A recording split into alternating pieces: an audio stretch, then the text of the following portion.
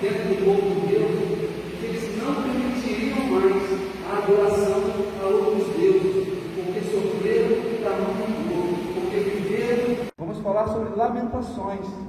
E lamentações às vezes parece assim, poxa, é um tema tão pesado para iniciar o ano.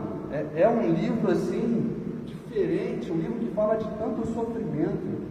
Mas eu quero encorajar vocês a verem esperança nesse sofrimento, a olharem para Lamentações e conseguirem entender ali o que Deus traz àquele povo, a esperança, a misericórdia de Deus, a fidelidade de Deus àquele povo. Eu quero desafiá-los a ler Lamentações. Teremos 3 encontros, esse é o primeiro, e vamos falar mais 2 domingos sobre Lamentações. Lamentações é um livro pequeno, com 5 capítulos. Então quero desafiá-los a ler Lamentações pelo menos umas 3 vezes. Cada domingo vocês vão ler uma vez o bloco de 5 capítulos. É bem rapidinho, vocês leem como o pessoal fala, numa sentada só. Pegou para ler, você lê até o final. E aí vocês vão ler e a gente vai conseguir aprofundar mais e falar sobre esse livro que em muito é desprezado, é ignorado e tem muito conhecimento aqui, tem muita coisa boa que a gente pode falar aqui. Vamos orar para poder iniciar o nosso encontro de hoje? Senhor nosso Deus, nosso Pai, graças te damos, Senhor, porque estamos aqui iniciando mais um ano, Pai, e estamos aqui para buscar a Tua palavra, buscar a Tua presença, Pai, buscar comunhão contigo. Queremos cada vez mais, Senhor, mergulhar na Tua presença, estarmos próximos de Ti, Senhor. Queremos cada vez mais saber da Tua palavra, palavra preciosa que o Senhor revelaste a todos nós. Te agradeço, Pai, pelos meus irmãos que estão aqui. Te agradeço pela minha vida, Pai, por mais um ano que passamos. Que o Senhor possa nos guardar nesse ano que se inicia, que o Senhor possa nos preparar, nos dando sabedoria, discernimento. Que possamos, nesse ano que se inicia, caminharmos mais próximos de Ti. Nos dê sabedoria, Pai, para falarmos agora desse livro, Lamentações. Me dê, Pai, sabedoria para poder passar aquilo que o Senhor colocou em meu coração. Que eu seja um instrumento em Tuas mãos, Pai. É o que eu peço e agradeço em nome de Jesus. Amém. A gente teve aqui um problema técnico e não conseguimos fazer a projeção dos slides que eu preparei para vocês. Eu vou mandar para vocês todo esse material que eu preparei, vocês vão ter acesso a ele, mas no momento a gente não conseguiu projetar aqui. A gente está preparando para no próximo domingo conseguir fazer essa projeção e vocês acompanharem mais de perto. Mas eu estou com ele aqui, vou passando e depois eu compartilho com vocês também pelo WhatsApp.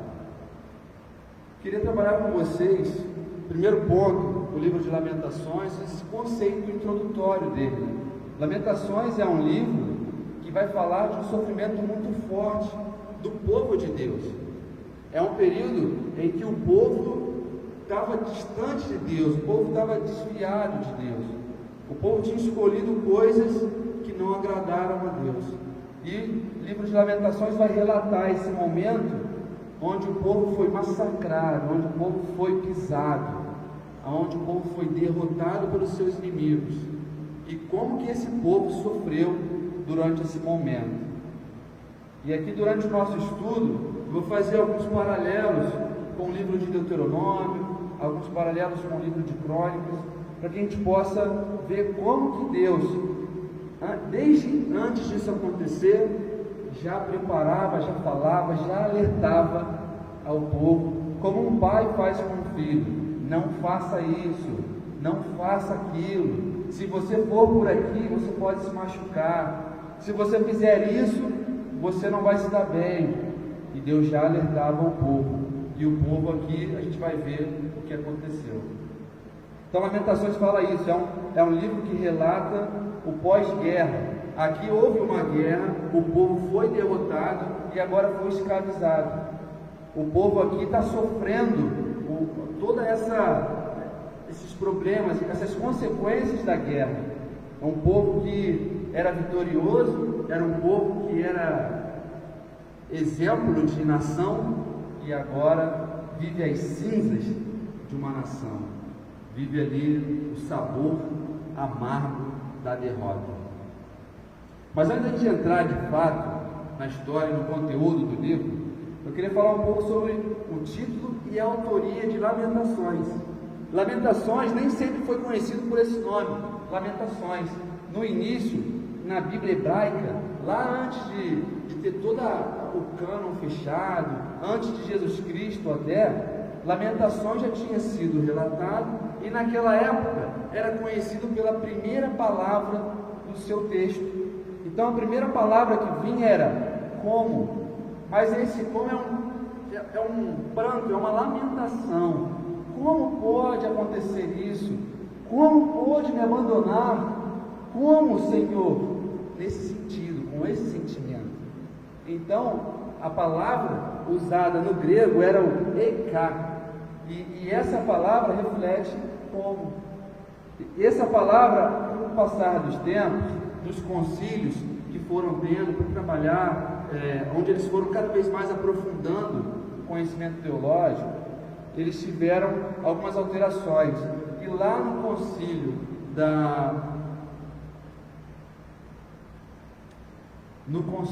não foi no concílio de Trento, me fugiu aqui a palavra agora, na Septuaginta.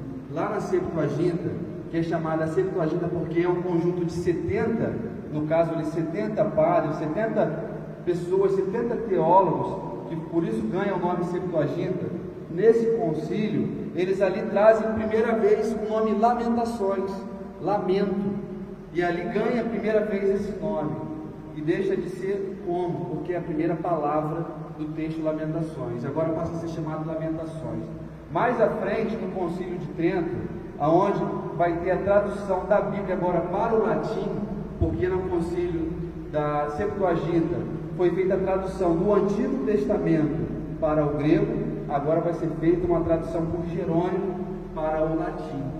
E dessas traduções aqui, Lamentações ganhou um novo nome, foi nomeado a Lamentações do profeta Jeremias. E aí, será que foi Jeremias mesmo que escreveu? Porque o livro de Jeremias, ele começa, palavra de Jeremias, filho, e ele vai titulando quem escreveu. Lamentações não começa assim. Lamentações começa de uma forma diferente. Então aqui a gente não tem um registro autoral. Lamentações não diz quem foi que escreveu, mas Lamentações dá alguns vestígios. Por exemplo, em 2 Crônicas, eu queria que vocês abrissem 2 Crônicas 35, 25. Queria que alguém lesse para mim. Aquele que achar primeiro, pode ler. 2 Crônicas 35, versículo 25.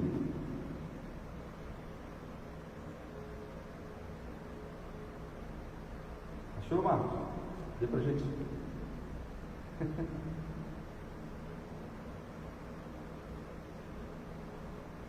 Jeremias compôs uma lamentação sobre Josias, e todos os cantores e cantoras, nas suas lamentações, se têm referido a Josias, até os dias de hoje, porque as terras por prática em Israel, e estão escritas no livro de Lamentações.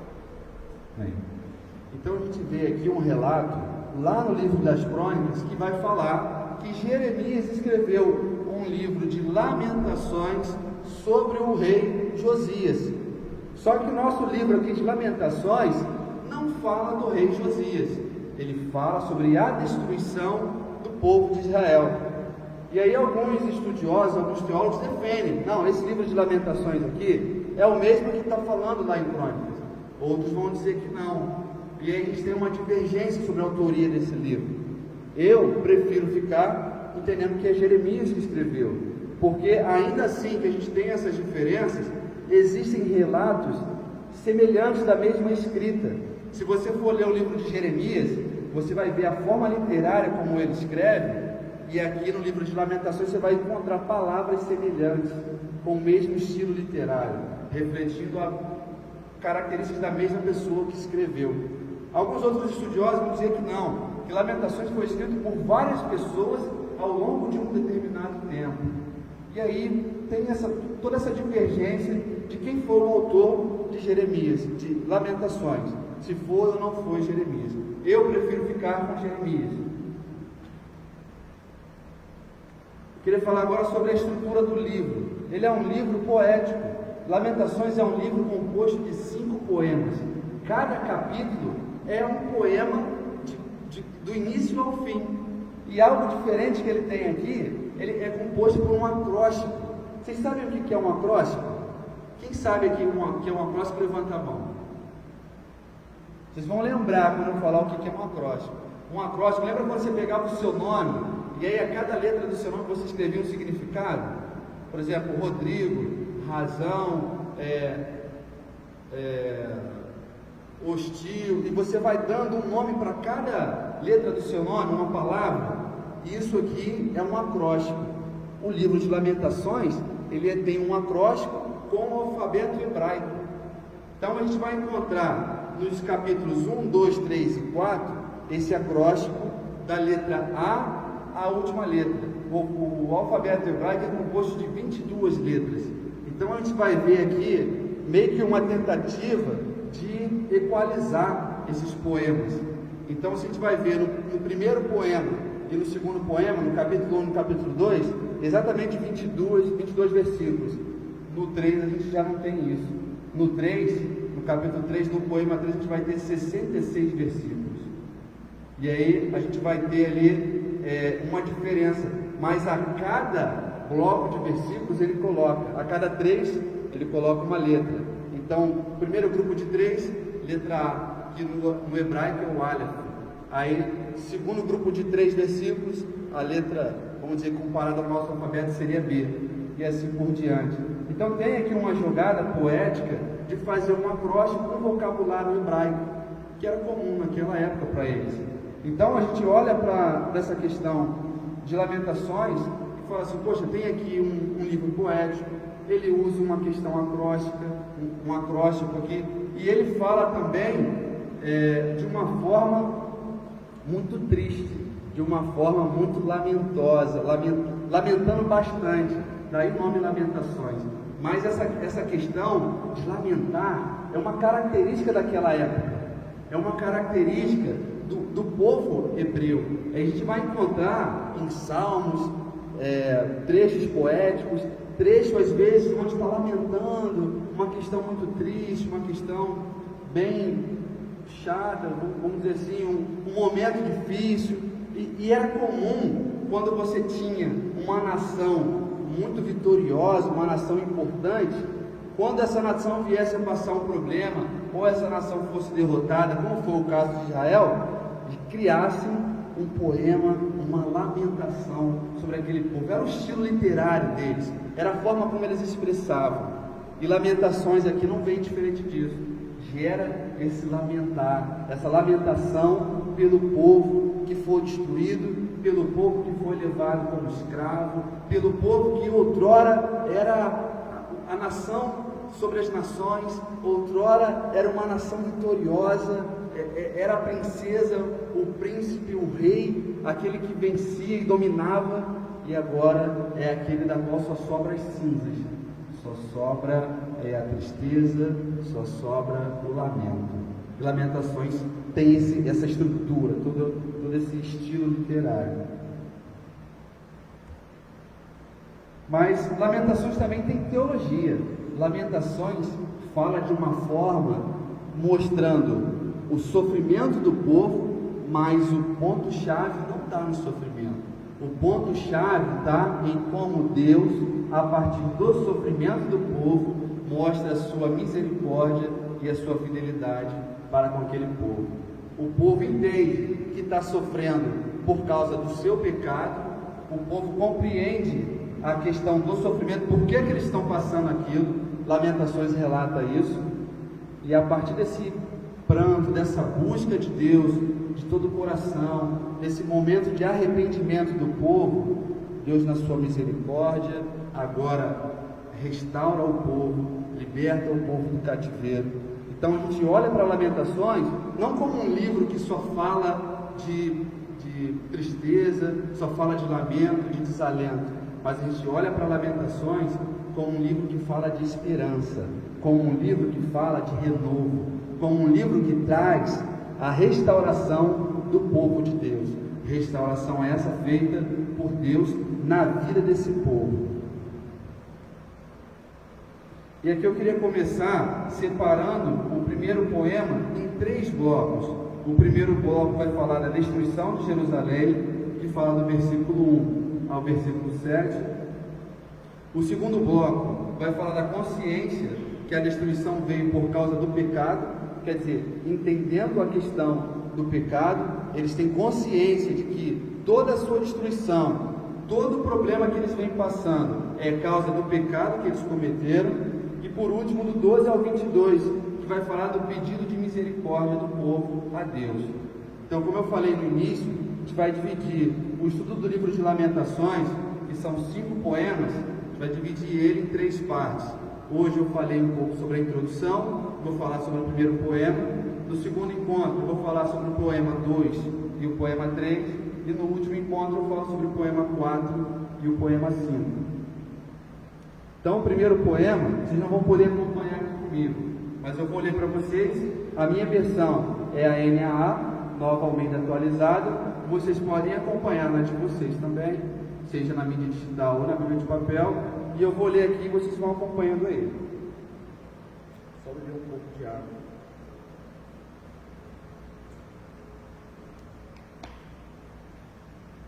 Vamos ler então. Lamentações 1, do 1 ao 7. Como jaz solitária a cidade, outrora populosa, tornou-se como viúva, a que foi grande entre as nações, princesa entre as províncias, ficou sujeita a trabalhos forçados, chora amargamente de noite, e as lágrimas lhe correm pelo rosto. Entre todos os seus amantes não tem quem a console, todos os seus amigos a traíram, tornaram-se seus inimigos.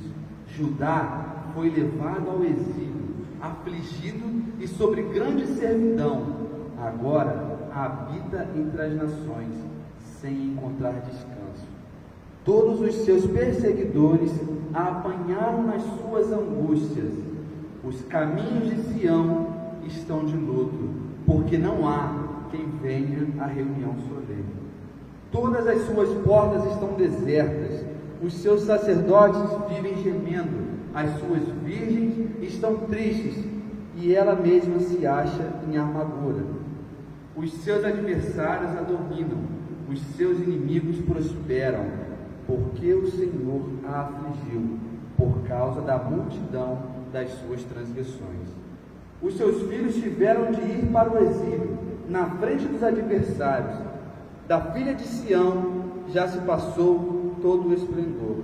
Os seus príncipes ficaram sendo como corços, que não acham pastos e caminhos, exaustos na frente do perseguidor. Agora que está aflita e anda sem rumo, Jerusalém se lembra de todas as coisas preciosas que teve nos tempos antigos.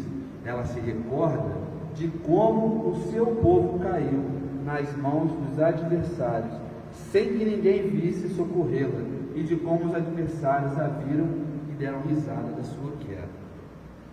Então, nesse primeiro grupo de versículos, a gente vê de fato o profeta, o autor, relatando a destruição de Jerusalém.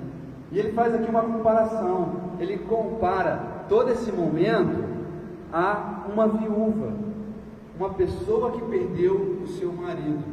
Naquela época, a viúva, quando perdia o marido, ela dependia de toda a comunidade para poder seguir. O marido era o responsável por prover as coisas para dentro do lar, e a esposa, quando perde essa referência, ela vive na dependência dessa comunidade. A gente vê, por exemplo, registros com os discípulos cuidando ali das viúvas, colocando ali o diaconato para cuidar desses problemas. A gente vai ver outros registros também, falando da viúva, aquela viúva que entrega lá a oferta. Então, em diversos momentos a gente vê a história de Ruth, catando lá na fazenda, na roça, as espigas que sobravam. Então, tinha toda uma política para que elas pudessem sobreviver, mas elas viviam daquilo que sobrava, elas não mais estavam à frente. E aqui, o povo de Deus, a nação vitoriosa do Senhor é comparado a uma viúva, a uma pessoa que agora vive dependente de outra, uma nação que vive escrava e dependente de outra nação, uma nação que sofre a amargura das suas escolhas. A gente vai ver na história que desde a época que Davi veio morrer e Salomão vem assumir o trono ele vem desviando.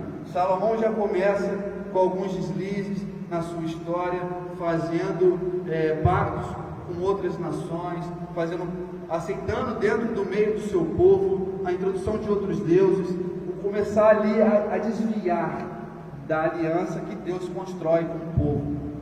E a gente vê na história que, teoricamente, quebrou uma aliança, já era para vir as consequências, mas Deus tardia na sua misericórdia.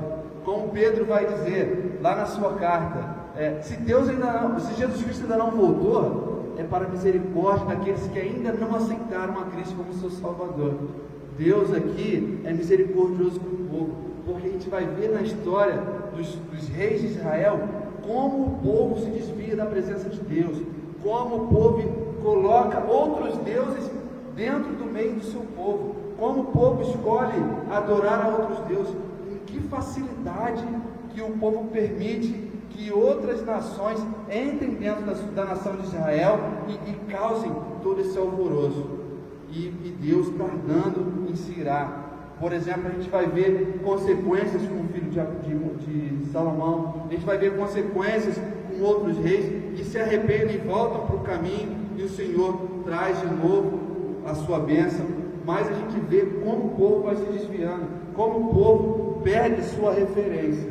E aí quando chega no livro de Lamentações, a gente aqui vê relatado a destruição e o cumprimento do que a gente vai ler daqui a pouco lá em Deuteronômio, aonde Deus cria ali um pacto com o seu povo, e Deus diz: se fizeres isso, será assim, mas se não fizeres isto, será assim.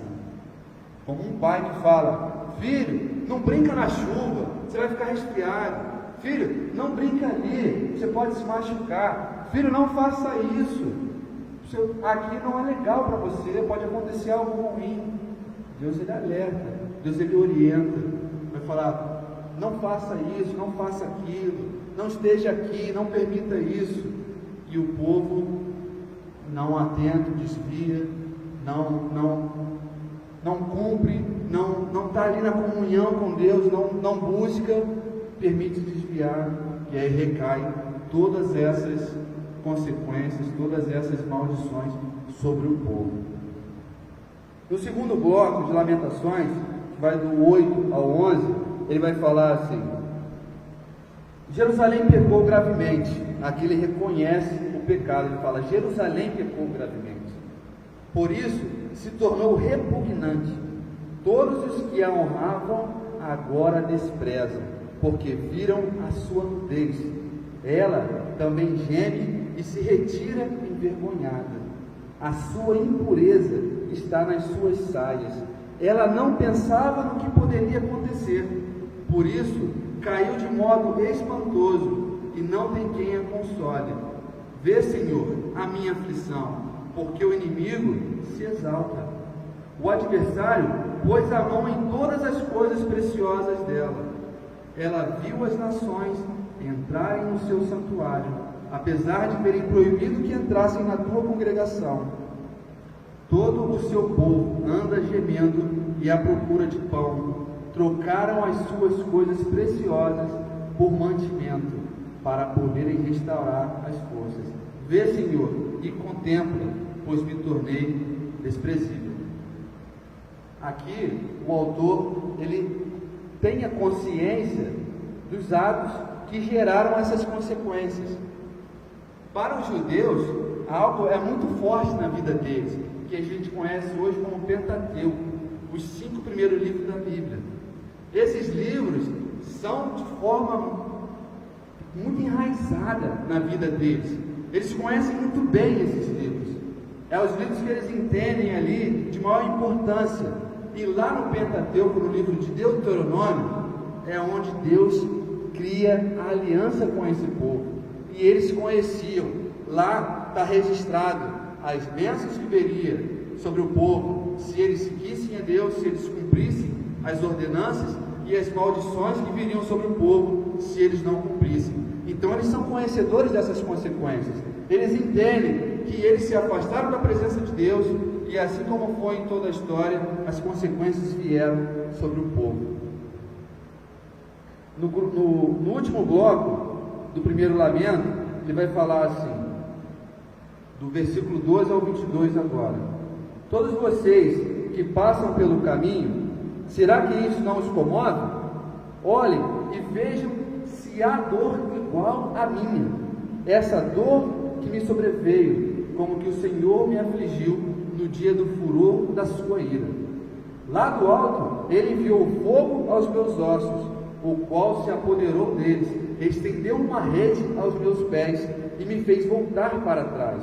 Deixou-me desolada e sofrendo todo dia. Ele, com a sua mão, fez das minhas transgressões um jugo. Elas foram entretecidas e penduradas no meu pescoço. O Senhor abateu a minha força. Ele me entregou nas mãos daqueles contra os quais não posso resistir. O Senhor dispersou todos os valentes que estavam comigo. Convocou um exército contra mim para esmagar os meus ossos. O Senhor pisou num lugar a virgem filha de Judá. Por essas coisas eu choro, os meus olhos se desfazem em lágrimas, porque o Consolador que devia restaurar as minhas forças se afastou de mim. Os meus filhos estão desolados, porque o inimigo prevaleceu. Sião estende as mãos e não há quem a console. O Senhor ordenou a respeito de Jacó que os seus vizinhos se tornem seus inimigos. Para eles, Jerusalém se tornou coisa imunda. Justo é o Senhor, pois me rebelei contra a sua palavra. Escutem todos os povos e vejam a minha dor. As minhas virgens e os meus jovens foram levados para o cativeiro. Chamei os meus amantes, mas eles nem me enganaram. Os meus sacerdotes e os meus anciões morreram na cidade, quando estavam à procura de mantimento para restaurarem as suas forças. Olha, Senhor, porque estou angustiada, a minha alma se agita, o meu coração está transtornado dentro de mim, porque gravemente me rebelei contra ti. Lá fora, a espada mata os filhos, aqui dentro a morte se propaga. Ouve-se os meus gemidos, mas não tem quem me console. Todos os meus inimigos que souberam da minha desgraça se alegram, porque tu a fizeste cair sobre mim. Mas quando trouxeres o dia que anunciaste, eles serão semelhantes a mim. Venha toda a tua iniquidade à tua presença e fazes com ele como fizeste comigo, por causa de todas as minhas transgressões, porque os meus gemidos são muitos e o meu coração desfalece. Então aqui a gente lê esse relato poético e fala assim: Senhor, que problema, que situação o povo está vivendo. Os meus anciões morreram de fome, procurando comida para restaurar as suas forças.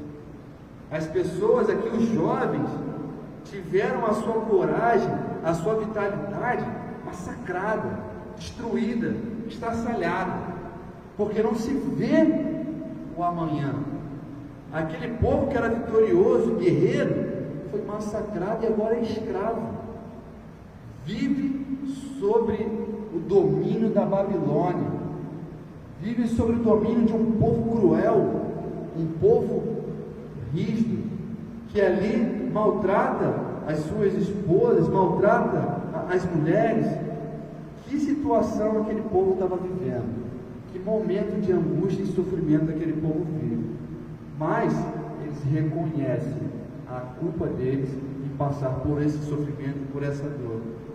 Foi escolha deles seguir por um caminho que não foi o que o Deus orientou, que não foi um caminho que Deus lá atrás, quando o povo saiu do Egito, quando Deus criou a sua aliança com o povo, a orientação que Deus deu.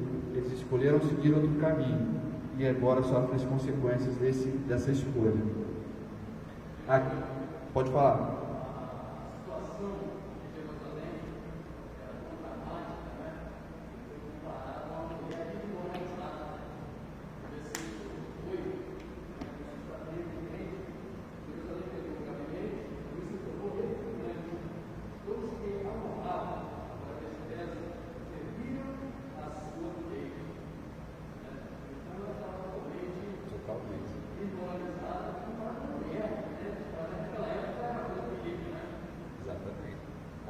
Tinha todo o seu corpo, vamos dizer assim, escondido, preservado, não colocava o seu corpo à mostra, e ter uma mulher exposta à nudez era algo assim devastador, era algo assim muito vergonhoso.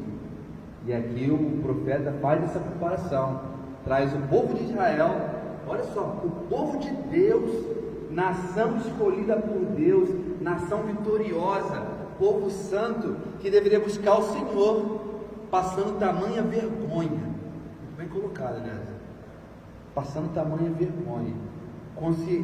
Aqui você pega nesse início a consciência deles, por maior vergonha que passavam, sabia que era culpa deles, da escolha que eles fizeram, dos momentos que eles, quando tiveram a oportunidade de escolher buscar a Deus, escolheram buscar as coisas do mundo, escolheram buscar as coisas que trazem prazer, escolheram buscar a adoração de outros ídolos. Tivemos reis que fizeram coisas piores do que outras nações, sacrificaram seus filhos em oferenda a outros deuses, fizeram feitiçarias. Como pode isso no meio do povo de Deus?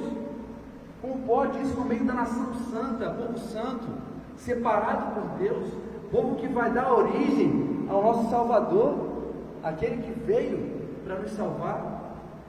Então Deus aqui permite as consequências da escolha do povo, as consequências do pecado sobre o povo. E aí muitas pessoas falam assim: poxa, mas Deus foi muito cruel. Não, peraí, não é Deus que foi cruel aqui, é a escolha do povo, consequências da escolha do povo. O pecado está dentro da humanidade, e esse pecado causou isso aqui. Deus orientou, falou: olha, não façam isso. Se um pai fala para um filho: filho, não pega a chuva, não joga a bola na chuva, você vai ficar resfriado. Olha só, você está com a sua perna cortada, não brinca na lama, que a sua perna vai ficar inflamada e pode dar uma infecção. E aí, se a criança vai lá, ou o filho faz aquilo, a consequência vem sobre a pessoa. Aqui, o povo foi orientado, o povo não quis seguir a orientação, e as consequências vieram sobre o povo. O povo diz: Deus se afastou de mim. De forma alguma. Nós sempre nos afastamos de Deus, toda vez que escolhemos fazer aquilo que não é vontade de Deus em nossas vidas. Toda vez que nós fazemos algo que desagrada a Deus, é nós que damos um passo distante de Deus, e não Deus que se distancia de nós. É como se fosse um espelho que reflete a nossa imagem. Quanto mais próximo desse espelho, mais próximo eu consigo ver nitidamente o meu reflexo. Quanto mais distante desse espelho, menos eu consigo ver o meu reflexo. Então, eu sou o que? Reflexo da imagem e semelhança de Deus. Eu posso dizer que eu sou imagem e semelhança visível de um Deus invisível. E quando eu me olho nesse reflexo, eu vejo a imagem de Deus refletida através da minha vida. Esse é o plano de Deus para nós: refletir a sua imagem, refletir a sua glória. Na última pregação que eu fiz, no último domingo à noite do ano, eu comparei a esse reflexo ao que a lua faz na terra. A lua, ela não tem luz própria, mas a lua reflete a luz do sol. E ela reflete essa luz aonde? Ela reflete essa luz na parte escura da terra. Reflete essa luz nas trevas, dissipando as trevas, para que as pessoas possam enxergar, para que as pessoas possam entender e ver o que está acontecendo. assim devemos ser nós, refletir essa luz de Deus nas nossas vidas. O povo aqui não refletiu essa luz. O povo aqui escolheu viver nas trevas. O povo aqui se desviou e ficou cego. Ficou como uma pessoa que não tem para onde ir, não sabe o que fazer, sem orientação. E as consequências vieram sobre esse povo. Alguém quer fazer algum comentário? Eu esqueci de falar para vocês, gente. Fiquem à vontade. Se quiserem perguntar, eu estou falando aqui. Mas se vocês quiserem fazer algum comentário, levantar algum ponto, alguma pergunta, fiquem à vontade.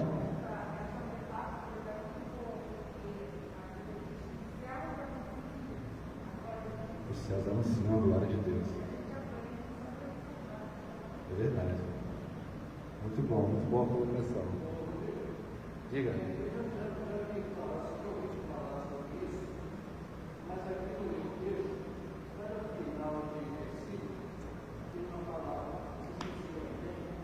Tem. No início. Então o seu está no final? Fala uma palavra dessa que está no final. Capítulo 6, 5. Aham. Isso daí é o acróstico que eu falei. É as palavras do alfabeto hebraico. Você vai ver que cada primeira, no capítulo 1, versículo 1, é o Aleph. Aí se você for no capítulo 2, no versículo 1, vai estar o Aleph. Aí ele vem de forma, tentando fazer uma mecânica, de que o primeiro versículo de cada capítulo seja a primeira letra do alfabeto hebraico. O segundo versículo é a segunda letra do alfabeto hebraico. Só que quem chega no capítulo 3, ele não faz dessa forma. Aí ele faz por blocos.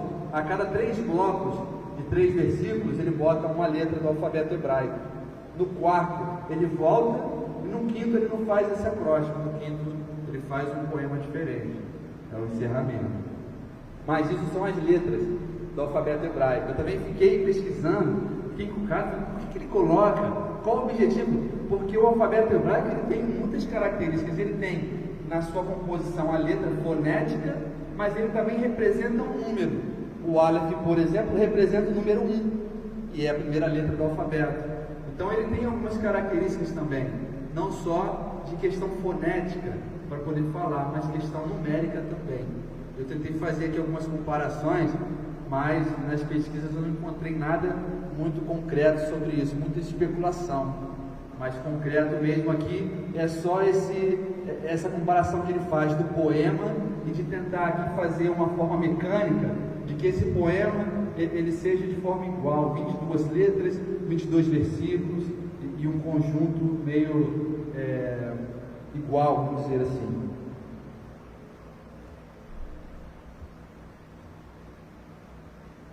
Aí aqui, vou falar a vontade de Deus para o seu povo.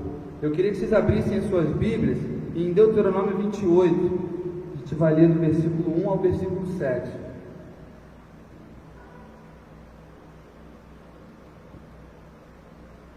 Deuteronômio, capítulo 28, do versículo 1 ao versículo 7. A gente vai fazer aqui agora algumas comparações, o nosso tempo já está quase encerrando, mas eu vou passar para vocês esses paralelos entre o que está lá na lei e o que está aqui no livro de Lamentações, para vocês verem como existe essa comparação, como se parece tudo isso.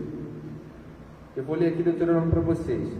Se vocês ouvirem atentamente a voz do Senhor, seu Deus, tendo cuidado de guardar todos os seus mandamentos, que hoje lhes ordeno, o Senhor, seu Deus, exaltará vocês sobre todas as nações da terra.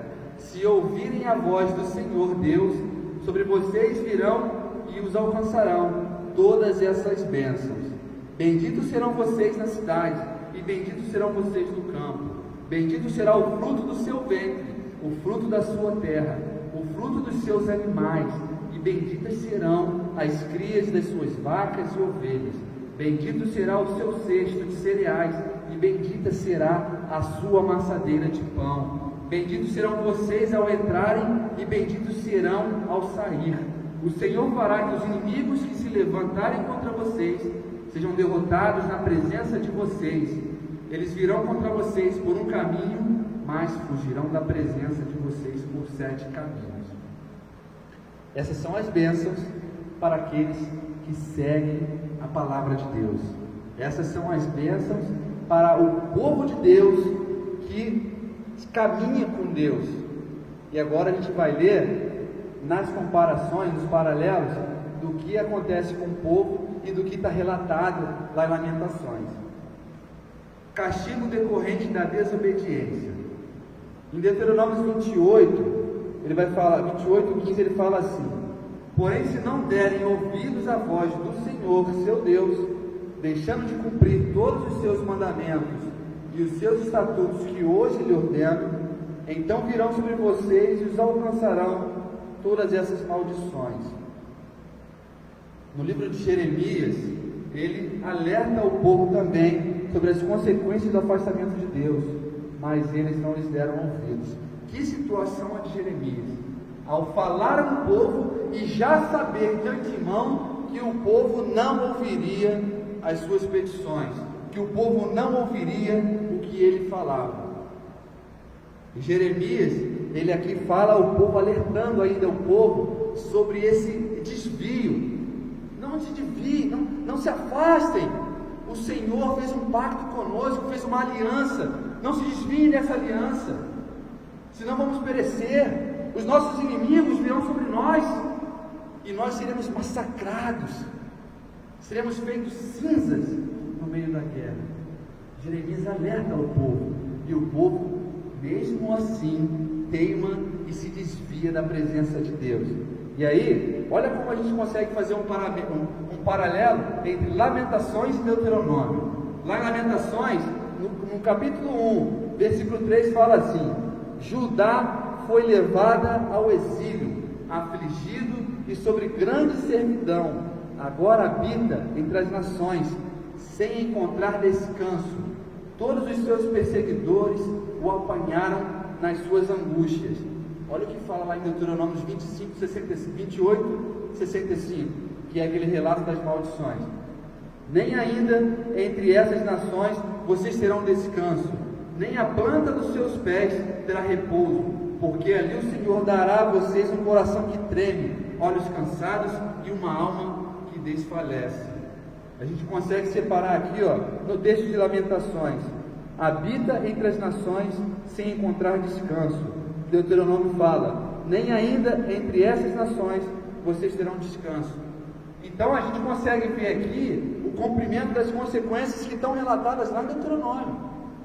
Deus já tinha alertado assim que o povo sai do Egito, antes do povo tomar as terras prometidas. Quando Deus faz um pacto com o povo, ele já alerta. Da mesma forma como ele faz lá com Caim. Caim, o pecado bate à sua porta. Fica esperto, fica alerta, não permita que ele entre no seu coração. Aqui Deus fala para o povo também. E aqui o povo teima em se desviar. O povo teima. E aí a gente vê o cumprimento das consequências que estão lá. Como o pai fala para um filho: filho, não joga bola na chuva, que você vai ficar resfriado. Ou quando a mãe fala para o filho: olha, não vai lá não que acontece isso. Aí o filho fala: pô, dito e feito, minha mãe falou para não fazer e eu fiz. Aí, mãe é uma bênção. Aqui Deus fala ao povo, Deus orienta, mas o povo teima em desobedecer. Tem mais um outro paralelo que a gente consegue fazer ainda nesse primeiro poema. Lá no capítulo 1, versículo 5 de Lamentações, ele vai falar assim: os seus adversários a dominam, os seus inimigos prosperam, porque o Senhor a afligiu por causa da multidão das suas transgressões. Os seus filhos tiveram de ir para o exílio na frente dos seus adversários. Lá atrás, Deus fala o seguinte: os seus filhos e as suas filhas serão entregues a outro povo. Vocês verão tudo isso e ficarão morrendo de saudade todos os dias, mas vocês não poderão fazer nada. Como que pode? Eu falei para você e você mesmo assim fez. Eu te orientei, eu falei e você foi desobediente. É o mal da humanidade, né? O homem tem essa capacidade de desobedecer. Jonas, vai para Nínive. Jonas vai para Tarso. Aí Deus fala assim: caramba, Eu vou mandar uma estrela apontar Jesus. Se eu falar para alguém apontar Jesus, é capaz de falar que não quer e vou ter trabalho, vou ter dor de cabeça. Tirando a brincadeira aqui da estrela aqui. Mas Deus orienta o povo lá atrás e o povo teimoso desobedece. O último paralelo que eu encontrei nesse primeiro capítulo, nesse primeiro poema, está em Lamentações 1, 18, e vai fazer comparação com Deuteronômio 28, 41. Deuteronômio fala assim, vocês gerarão filhos e filhas, mas ficarão sem eles, porque serão levados ao cativeiro. Lamentações 1, 18 fala assim, justo é o Senhor, pois me rebelei contra a sua palavra. Escutem todos os povos e vejam a minha dor. As minhas virgens e os meus jovens foram levados para o cativeiro. Então aqui ele já vê todo esse sofrimento, toda essa dor. E o engraçado, entre aspas, porque não é engraçado, mas a situação é que o povo conhece o Pentateuco, o povo judeu conhece de cós salteado o livro de Deuteronômio, que o povo de Deus conhece de cós salteado as ordenanças, o pacto que Deus fez com o povo, as bênçãos e as maldições. E quando acontece aqui, eles falam, justo é o Senhor, justo é o Senhor, porque o culpado sou eu, que me desviei dos caminhos do Senhor. E aqui eles começam a mostrar o sinal de arrependimento de todo o sofrimento que eles estão passando. Já são 10h05, a gente já avançou o horário, e aí eu vou preparar para a gente poder, no domingo que vem, falar sobre o segundo e o terceiro poema de Lamentações. E no terceiro encontro a gente fecha com o quarto e o quinto poema. E aí eu reforço com vocês o desafio de vocês lerem Lamentações pelo menos 3 vezes. Esse domingo vocês leem Lamentações, são 5 capítulos, rapidinho vocês vão ler. No domingo que vem vocês vão ler de novo e no último vocês fecham. Dessa forma, tenho certeza que vocês vão conseguir aprofundar e entender a mensagem de esperança que vai vindo no decorrer desse estudo, e lá no final a gente vai compreender como Deus é misericordioso e fiel a esse povo que se desvia como um filho desobediente, mal criado, mas que o Pai, na sua misericórdia, no seu amor, coloca e estende a sua mão de volta para resgatar o seu povo. Alguém quer fazer algum comentário final para a gente poder encerrar? Não? Pode falar.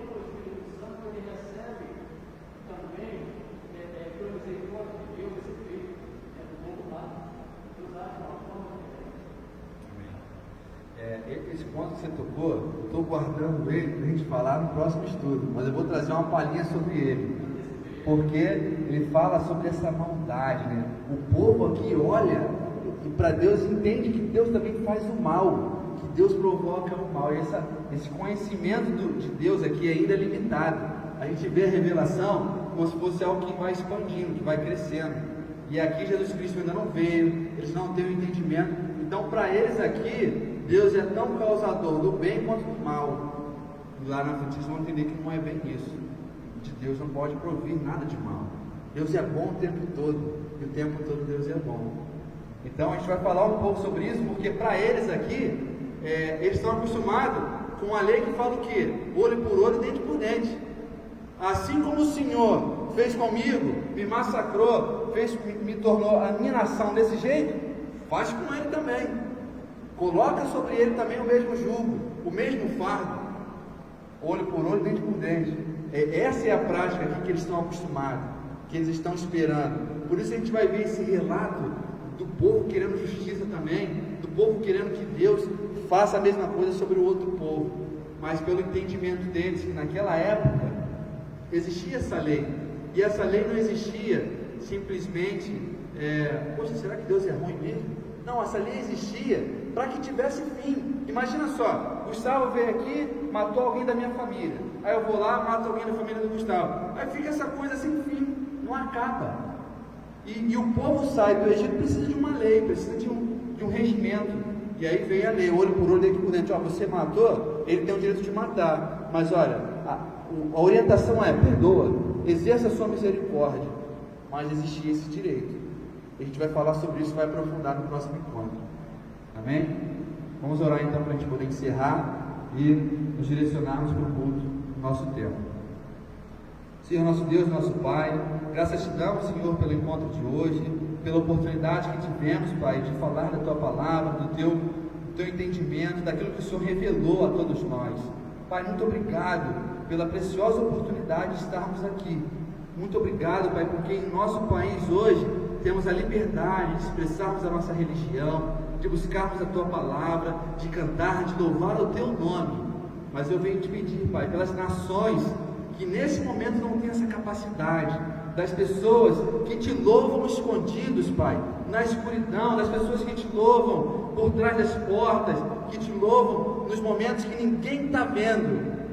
Pai, eu peço por essas vidas, que Tu possa trazer sobre eles libertação, que Tu possa trazer por eles, Pai, a Tua mão, as Tuas bênçãos, Pai.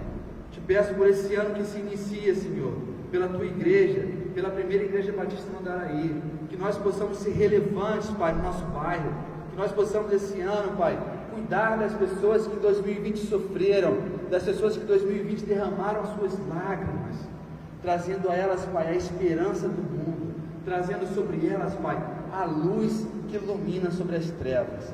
Senhor, obrigado por tudo, Pai, obrigado pela oportunidade de estarmos aqui. Que o Senhor possa nos guiar no nosso culto, que vai iniciar agora, que o Senhor possa conduzir o pregador dessa manhã, que o nosso domingo seja repleto da presença do Senhor em nossas vidas. É o que eu te peço e agradeço em nome de Jesus. Amém.